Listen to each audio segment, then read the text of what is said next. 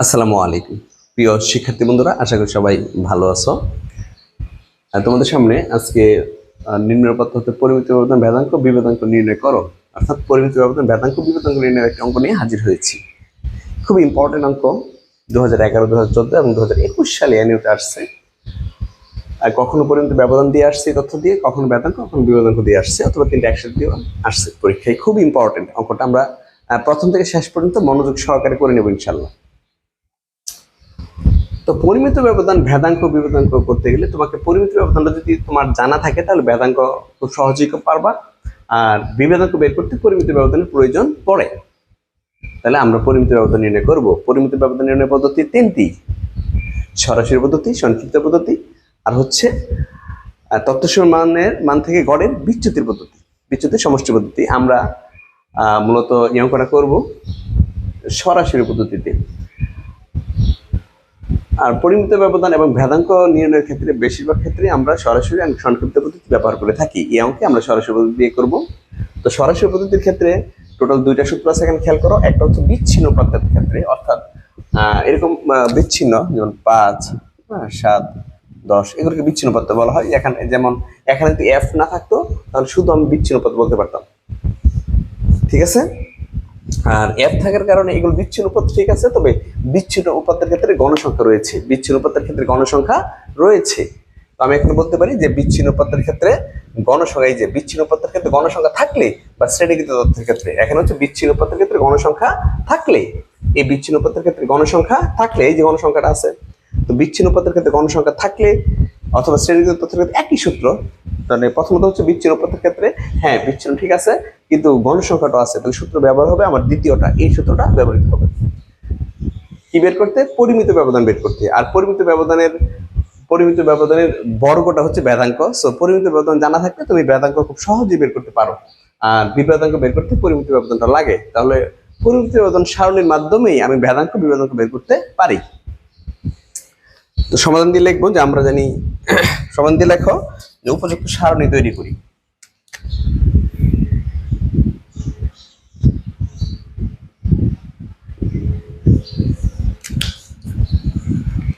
উপযুক্ত সারণী তৈরি করি।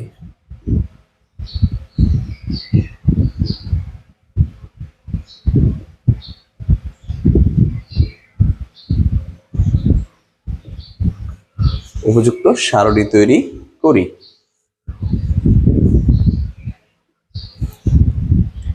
X x F F X F x square.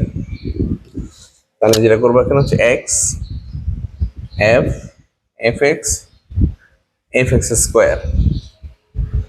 তো এক্স যে মানগুলো আছে 10, 13, 25, 30, 37, 42, 55, আর এফ এর যে মান সেটা হচ্ছে 3, 7, 8, 15, 10, 5, 2। আর গুণ করবো হচ্ছে F X, F R x গুণ করে নাও। 3 10 কত? 30, 13, আর হচ্ছে 7, 91, 25 into 8, 200, 30, 15, 450, 37, 10, 370, আর 42, 5, 210, 45 হচ্ছে 90। আর এফ এক্স স্কোয়ার অনেকে ভুল করতে পারো যে এফ এক্স স্কোয়ার মানে হচ্ছে এফ এক্স তার উপরে স্কোয়ার। না, এটা করলে ভুল হয়ে যাবে। তুমি যদি এফ এক্স তার উপরে স্কোয়ার দাও তাহলে ব্যাপারটা দাঁড়াচ্ছে F square x square, F square F x square. But আমাদের এখানে আছে শুধু F x square. So F x এর স্কোয়ার দেওয়া যাবে না, এই ভুলটা আমরা অবশ্যই করবো না। এফ এক্স স্কোয়ারটাকে যদি আমি ভাঙি তাহলে এইভাবে ভাঙতে পারি, F x into x, F x into x. এই এফ এক্স এর সাথে যদি এক্স গুণ করো তাহলে আমি পাচ্ছি এফ এক্স স্কোয়ার।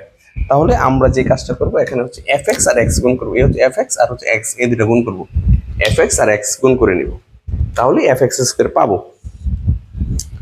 তাহলে এফ এক্স এর সাথে এক্স গুণ করো 10 30, তাহলে 300, তারপর হচ্ছে 13 ইন্টু 91 1183, 25 200, 5000,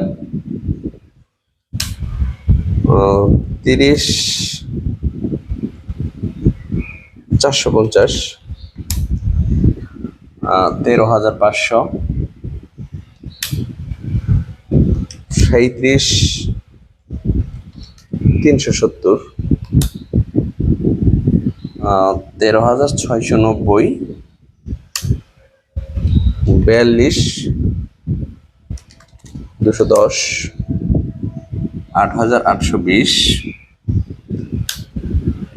আর হচ্ছে 45 90, 4050। ওকে, এখন তোমরা যে কাজটা করবা সেটা হচ্ছে যোগ করবা কোনগুলা। মূলত নিয়মটা হচ্ছে এফ, কোন একটা কলামে যত জায়গায় এফ আছে সবগুলো যোগ করতে হয়, এফ ছাড়া ওগুলো যোগ করতে হয় না। তাহলে এফ, এখানে এফ কি কি আছে দেখো, খেয়াল করো সবাই। এখানে এফ আছে, তাহলে সামেশন এফ এক্স স্কোয়ার যোগ করতে হবে। এখানে এফ আছে, তাহলে সামেশন এফ এক্স যোগ করতে হবে। এখানে এফ আছে, সামেশন এফ মানে আমরা এন বুঝি, সামেশন এফ মানে হচ্ছে এন, সামেশন এফ সমান কি এন, অর্থাৎ যোগ করলে আমি মোট কত সংখ্যা পাবো। আর এখানে যদি এফ নাই আমরা যোগ করবো না, তাহলে এখানে একটু যোগ করে দেখি কত আসে। 3 + 7 + 8 + 15 + 10 + 2 + 5 50। আর এফ এক্সে যাও 30 91 200 450 210 90 1441, তারপর 300 1183 5000 13500 13690 8820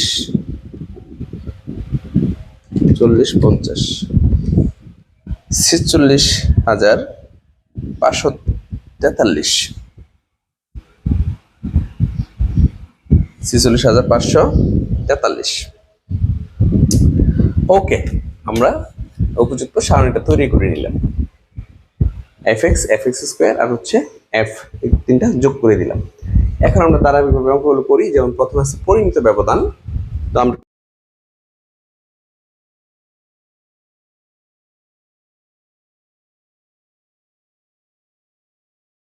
লিখে নিব যে আমরা জানি পরিমিত ব্যবধান, আমরা জানি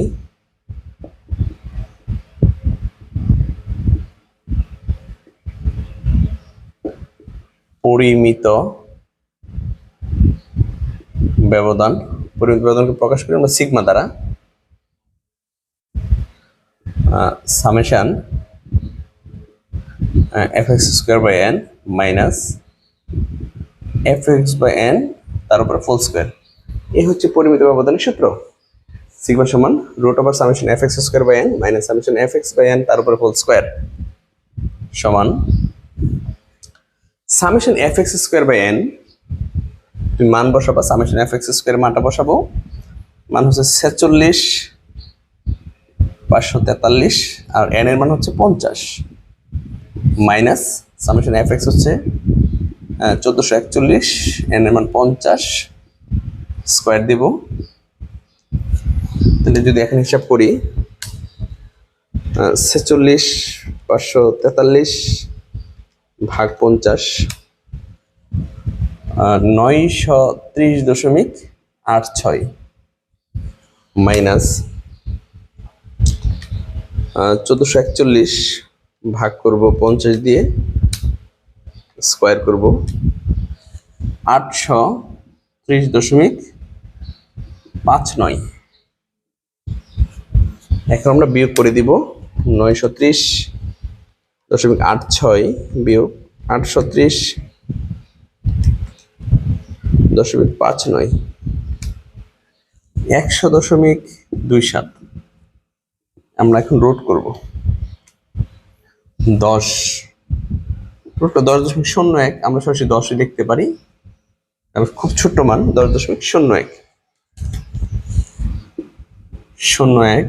বা 10 লিখে নিতে পারি। এই হচ্ছে তোমার পরিমিত ব্যবধান। আমরা খুব সুন্দর করে পরিমিত ব্যবধান সূত্রটা লিখে এই অঙ্কটা কমপ্লিট করব। পরিমিত ব্যবধান, ওকে, আমরা পরিমিত ব্যবধান কমপ্লিট করলাম। এরপরে যাব ভেদাঙ্কে। তো ভেদাঙ্কে লিখবো যে আমরা জানি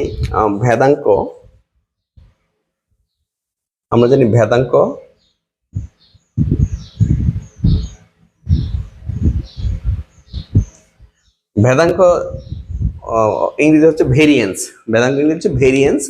আমরা ভি দ্বারা প্রকাশ করি অথবা সিগমা স্কোয়ার দ্বারা প্রকাশ করি। ভি দ্বারা খুব একটা প্রকাশ করা হয় না, সিগমা স্কোয়ার দিয়ে আমরা প্রকাশ করে থাকবো। তাহলে ভেদাঙ্ক হচ্ছে সিগমা স্কোয়ার। মানে কি, সিগমা ছিল পরিমিত ব্যবধান, তার ভেদাঙ্ক হচ্ছে কি পরিমিত ব্যবধানের বর্গ। পরিমিত ব্যবধান ছিল সিগমা, আর বেদাঙ্ক আমি কি করলাম সিগমাতে স্কোয়ার দিলাম। তার মানে পরিমিত ব্যবধানের বর্গটাই হচ্ছে বেদাঙ্ক। যদি আমি এখানে স্কোয়ার দিই, বাম পাশে ডান পাশে তো স্কোয়ার হবে, স্কোয়ার দিলে রুটের স্কোয়ারে কাটা। তাহলে এটা দাঁড়াচ্ছে তোমার ভেদাঙ্কের সূত্র, সিগমা স্কোয়ার সমান summation f x square by n minus summation f x by n তারপর স্কোয়ার। এখানে রুটটা উঠে যাবে, এই রুটটা উঠে দিলাম, রুট উঠে যাবে, এই হচ্ছে আমার অ্যান্সার। এই হচ্ছে তোমার ভেদাঙ্ক। তো ভেদাঙ্ক তুমি পরিমিত ব্যবধান পারলে খুবই সহজ ভেদাঙ্ক। পরীক্ষায় যদি পরিমিত ব্যবধান আসে, আমার এই সারণীটা তৈরি করতে হবে, পরিমিত ব্যবধান সূত্র দিয়ে অঙ্কটা করে নেব। পরীক্ষায় যদি ভেদাঙ্ক আসে, ঠিক সেম সারণী তৈরি করতে হবে আমাকে। এই সারণীটা আমি তৈরি করব এবং এই ভেদাঙ্কের সূত্রটা লিখব। ভেদাঙ্ক শেষ করলাম। এরপর পরীক্ষায় যদি বিভেদাঙ্ক আসে, সেম সারণীটা তৈরি করতে হবে, করে এরপরে আমরা বিভেদাঙ্কের সূত্র প্রয়োগ করব। ওকে, এটা গেল তোমার ভেদাঙ্ক। এরপরে যাব আমরা বিভেদাঙ্ক। তো আমরা জানি বিভেদাঙ্ক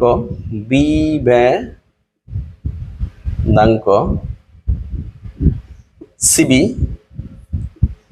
sigma by x bar into 100। এই হচ্ছে বিভেদাঙ্কের সূত্র, sigma by x bar into 100। তাহলে এখানে একটা বিষয় খেয়াল করো, আমরা অলরেডি সিগমার মান পেয়ে গেছি, পরিমিত ব্যবধান পেয়েছি 10, আমাদের এক্স বার দরকার, তাই না? একটু লিখে নিতে পারো যে এক্ষেত্রে এক্স বার মানে হচ্ছে গাণিতিক গড়, আর গাণিতিক গড়ের সরাসরি পদ্ধতির সূত্র হচ্ছে summation f x by n. যদি এফ থাকে তার সূত্র হচ্ছে summation f x by n, f থাকার সূত্র হচ্ছে কি summation f x by n. তাহলে এবার সামেশন এফ এক্স এর মানটা বসাবো। সামেশন এফ এক্স হচ্ছে 1441, আর এন হচ্ছে এফ এর যোগফল, সেটা হচ্ছে 50। তাহলে 1441 আমি 50 দিয়ে ভাগ করে দিব, 28.82। এই হচ্ছে তোমার এক্স বারের মান। ওকে, অতএব সিবি, তো সিবি সমান হচ্ছে sigma by x bar into 100। তাহলে সিগমা বসাবা, সিগমা মান 10 আর এক্স বার হচ্ছে 28.82 ইন্টু 100।